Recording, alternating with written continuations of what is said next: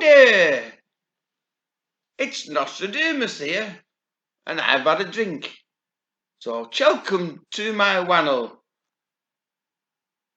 Mount Merapi's blown its top today, after weeks of being beamed from Australia. Some cracking pictures have been coming out. Here on Twitter, let's have a look through. Look at that. Put some sound on. Dari pengamatan di Gor Kaliurang ini pukul 05.30.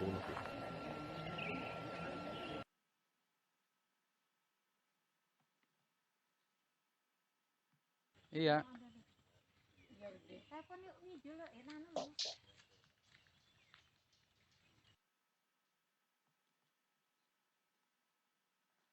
Damai ini pergi, Pyroclastic jangan flow. biarkan semuanya berlalu.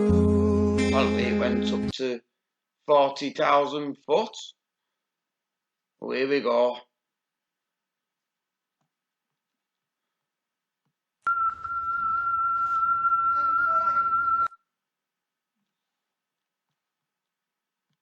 Allahu Akbar ya Allah. Allahu Akbar. Wis dengar Mas, wis dengar. Oh, bloody hell. Oh. Allahu Akbar ya Allah. What else have we got? Allahu Akbar.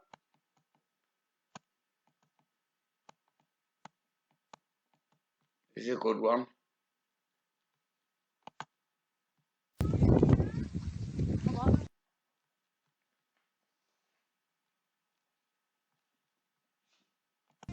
This is a good one.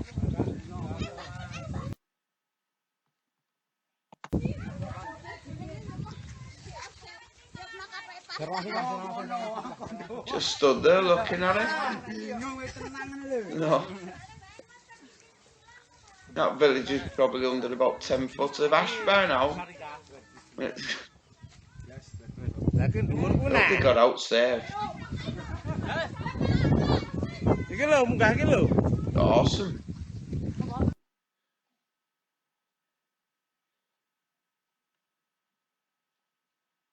There was another one.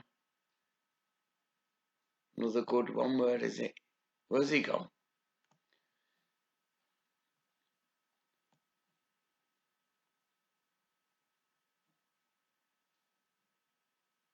Where's it gone? What's this one?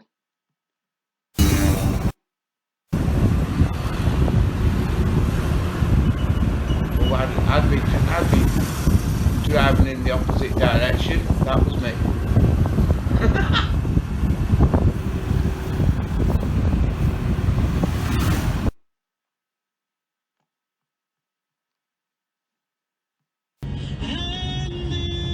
Well, I'd be driving away from it, not towards it.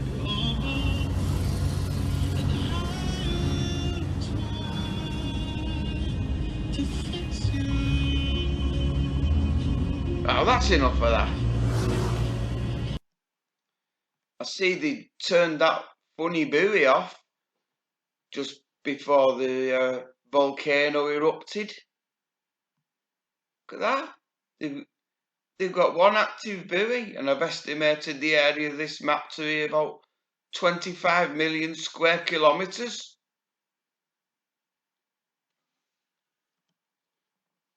What if there was a huge tsunami? Nobody'd have a fucking clue what's coming towards them. Be just as well having Huey, Louie and Dewey and Hong Kong Philly out in the ocean in little rowing boats than these non-operational buoys. My God. Now for me corona report. According to our lying bastard government, we're now just past the peak of the latest wave of COVID, with infection rates coming down quickly, but mortality remaining stubbornly high. We've got another week's worth of figures in, weekend in the 15th of January, since my last video on this. I've been playing about with the numbers. I haven't got a clue what I've been doing, but I can guarantee that all my calculations and graphs are 100% accurate based upon the data from the Office of National Statistics for England and Wales. I'm going to try and not make too many insinuations. I just want to show you what I've been doing, and you can come to your own conclusions. I just hope you find it interesting. So what I'm looking at here is the 5 weeks previous and the 5 weeks since either side of the week when they started doing the vaccination rollout. I've been focusing on people aged 55 and upwards.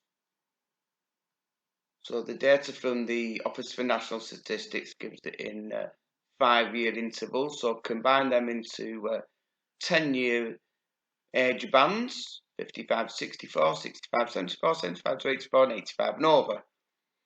And these are the total number of deaths from all causes, from anything, from being run over from a bus to an heart attack, or even being killed by COVID. And what I've done is I've took this as a group, and I've ignored everyone under the age of 55, and I've worked out the percentage number of deaths of the group for each age group, and to see if there's been any changes in relation to one another.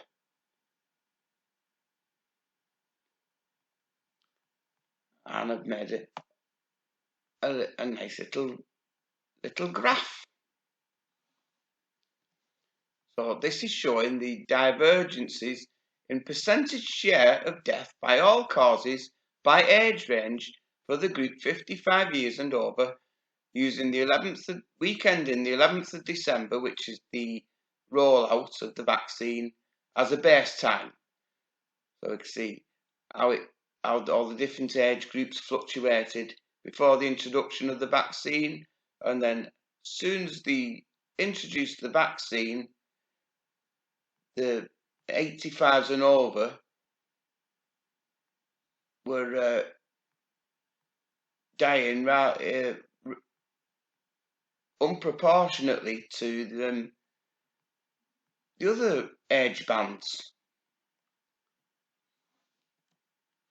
So what's caused this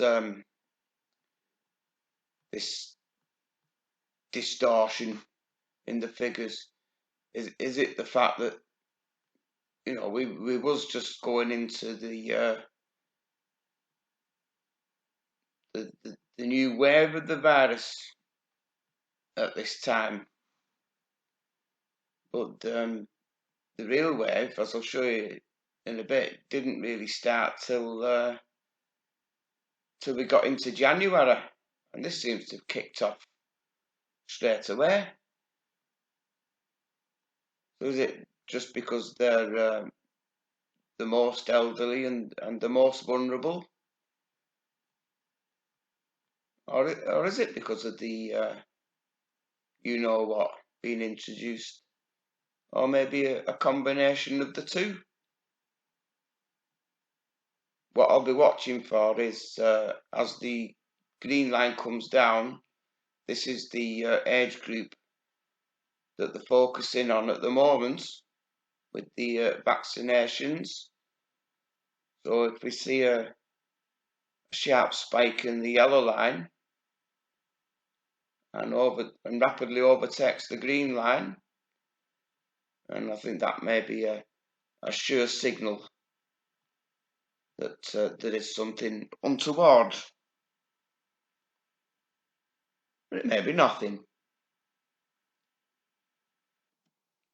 Cold weather can also play a part in elderly mortality, but UK was generally milder and warmer than average during the month of December last year.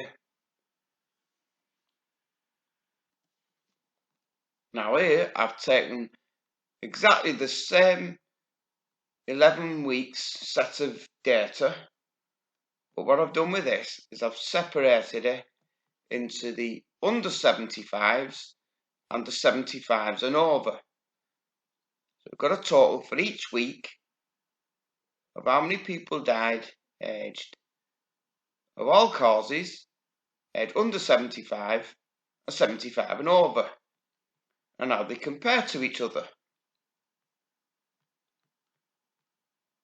I worked out the percentages. So in this first week is at weekend in 6th of November 2020, out of the 11,812 people that died, 31.63% of them were aged under 75 and 68.37% of them were aged 75 and over. And I wanted to see if there's any changes, like a difference in the proportions between the age groups as the weeks went on through Christmas and up to the latest figures, to see what any changes. And I've plotted the percentages on a graph, and as you can see, the average, it was an average steady balanced proportion for the first 5 weeks, not dithering either way by very much at all, almost straight lines. And we had the introduction of the vaccine during the weekend in the 11th of December, and the lines started to divert apart from each other. And it's only a small percentage. It doesn't look like much, but it makes an awful lot of difference in the numbers. So if there had been no sudden surge in the virus or no vaccines been given out, we would have expected this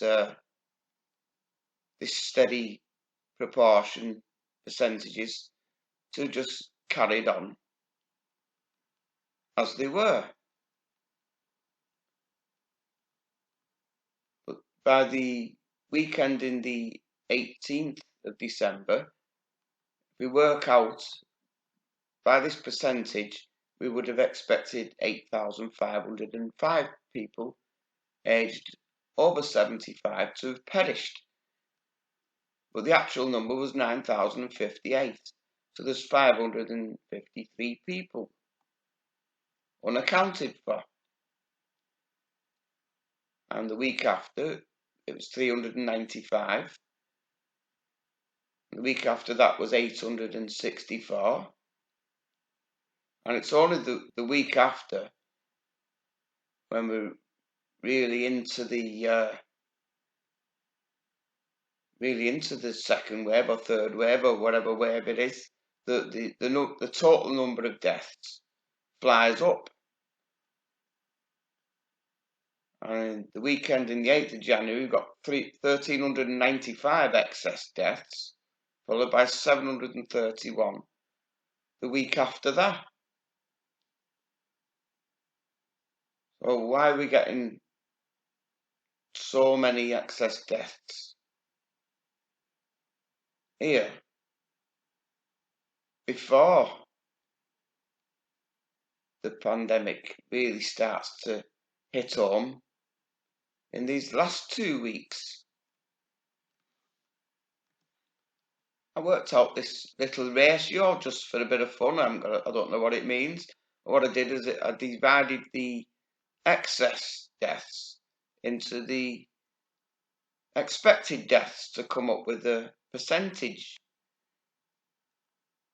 And it starts off quite low and then it shoots up and then it's coming back down again. From 4.25 to 3.43, then up to 8.58, down a little bit to 7.86, and then it's flew back down to 4.05. Right, because we're right in the middle, or maybe just past the current peak of infections and deaths, I thought I'd do a like-for-like comparison with the first wave back in April, using exactly the same methods. Like you can see, I've done an 11-week period here, beginning the 6th of March, when the number of deaths was just under 11,000, up to the peak weekend in the 17th of April, when it hit 22,351, up to the 15th of May, when it was down to below 15,000. Once again, I've took the total number of the under 75s, which is these, compared to the 75s and over. I forgot to colour coordinate it. We've got our percentages again, leading up to the peak. Very similar numbers to what we had before Christmas, and how they changed when the virus started to hit bad. It's fairly flat, and then the graphs diverge much more than what they have just done previously. These were our averages percentage for the first 3 weeks of the period. Nothing much changing. And then the virus hit,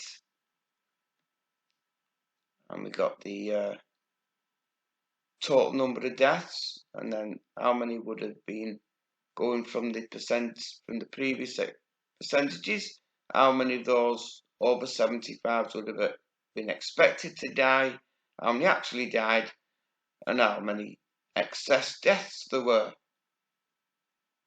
We got up to 3,024 weekend in the 17th, when we was at the peak, 22,371. I've also done the excess divided by the expected ratio. As we can see, it's over 13.5%, but this ratio was coincided with the actual peak. So I've put the latest figures up. As you can see, the high percentages in the ratio does not coincide with the peak.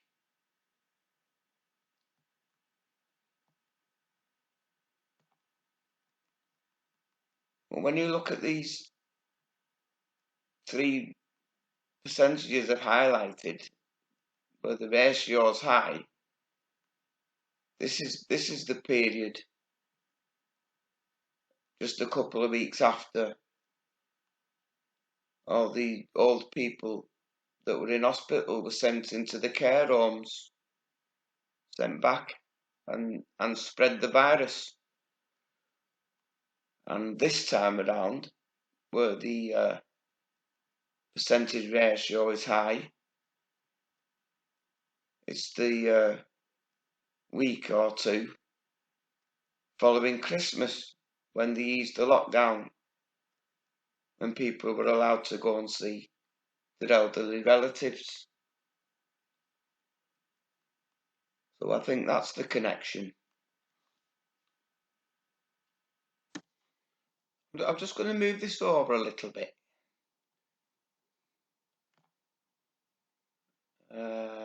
One more. To match up these total death figures. So I've got 11,000 compared to 10. We had excess 196, but in the recent outbreak it's 864.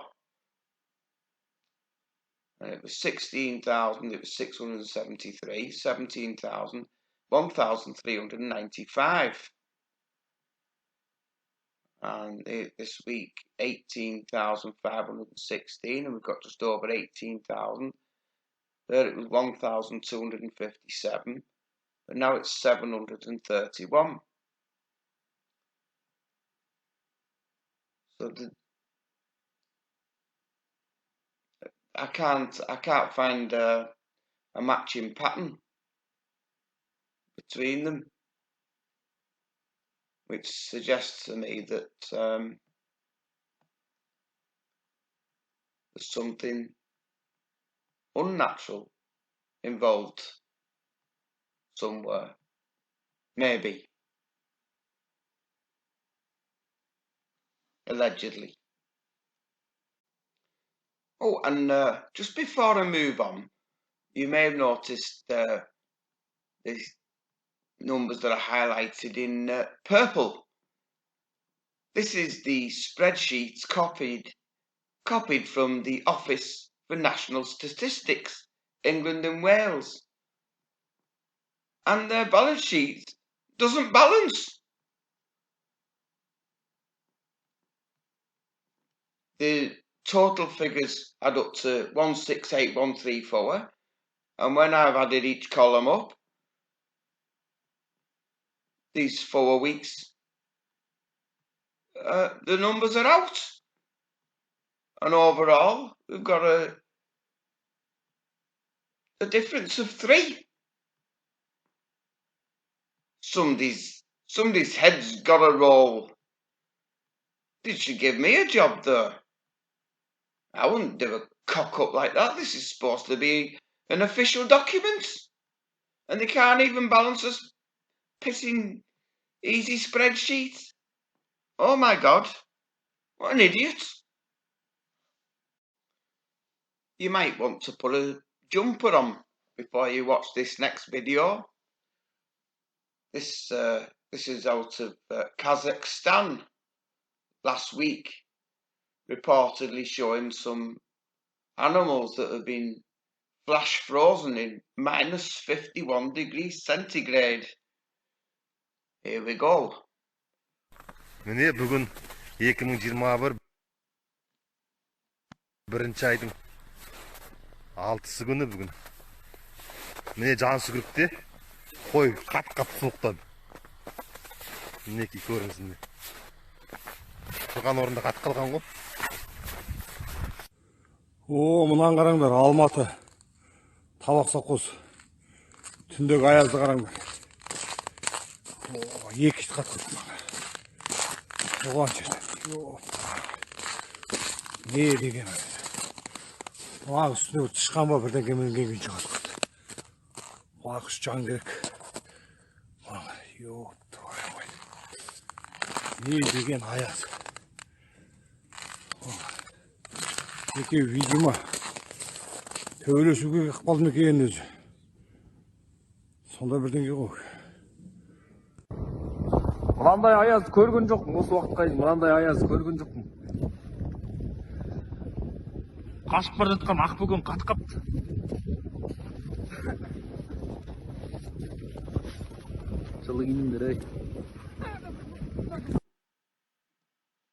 Poor things. Climate in chaos. I found an even more distressing report and short video on it, but I'm not going to play it on here. I'll put a link to it in the description box, and I'll leave it up to you whether you want to watch it or not. Any road. That's it for now. I hope I've not bored you too much. I'll maybe back on Sunday with the you know what cow fart report. See what that naughty methane's doing. So thanks for watching. Take care and keep warm. See you soon. Thanks. Bye.